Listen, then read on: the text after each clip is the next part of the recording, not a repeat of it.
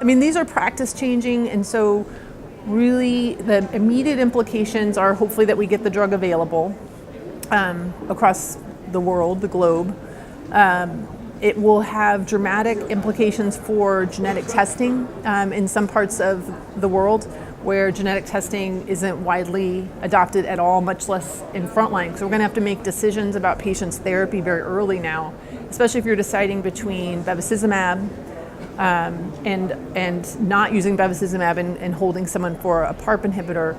And so there's going to be a lot of effort towards moving up genetic testing or wider adoption of tissue testing, tumor testing to look for those BRCA mutations. So that's the immediate implication. I think the next question is, does PARP inhibitor use in frontline therapy have benefit beyond a BRCA population? And fortunately, we have several trials that are maturing and will probably result out within the next year, we think. PAOLA-1 is bevacizumab plus Olaparib versus bevacizumab in an all-comers population. So this will be the first PARP trial, phase 3 PARP frontline trial that does not select by biomarker. So that's going to be an incredibly important trial. If that's positive, then everyone's going to get a PARP and bevacizumab.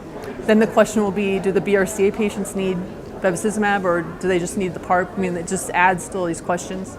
PRIMA, which is the Tesaro study, is switch maintenance, niraparib following chemotherapy. Primary endpoint there is in a homologous recombination deficient population and then to an ITT. So if that's positive, that could be an expansion of who gets a PARP. And then VELIA is the veliparib with chemo with veliparib and veliparib maintenance or chemo without,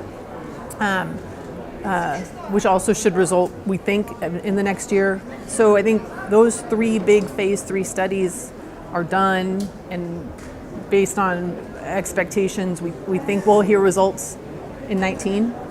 So things could really change based on those studies in terms of what the standard of care is for frontline therapy.